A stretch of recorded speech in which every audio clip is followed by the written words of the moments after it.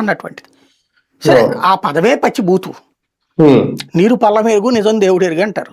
పైనుంచి కొండ మీద నుంచి నీళ్లు నా దగ్గరకు వస్తే నీళ్లు నువ్వు దోచుకున్నావు అంటే నేనేం చేయాలా? అతిపెద్ద బాధితురాలు ఆంధ్ర ప్రాంతం.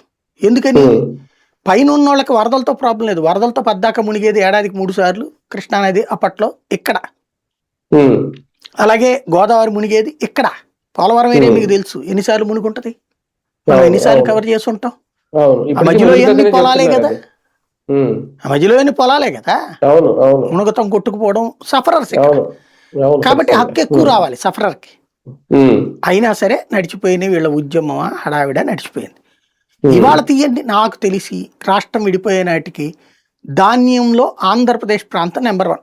తూర్పుగోదావరి, పశ్చిమ గోదావరి, కృష్ణా, గుంటూరు, కర్నూలు ఇట్లాగా వివిధ ప్రాంతాల్లో పండే. మనకి శ్రీకాకుళంలో వంచదార మీద డిపెండ్ అయ్యి సన్నబియ్యం మన దగ్గర. ఇవాళ సన్నబియ్యంలో టాప్ 1 భారతదేశంలోనే నెంబర్ 1 తెలంగాణ. అది కేసీఆర్ వల్ల సాధ్యమైందా, కాంగ్రెస్ వల్ల సాధ్యమైందా?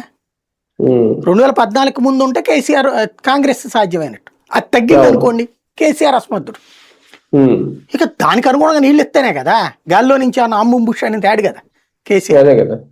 అంటే ఆ నీళ్లు తెచ్చినట్టే కదా. ఆంధ్ర వాళ్ళు ఫీల్ అవుతుంది, ఆంధ్రాకి రావాల్సిన నీళ్లు జాగ్రత్తగా దొంగతనంగా ఎత్తుకుపోతున్నాడు ఆయన అని కదా.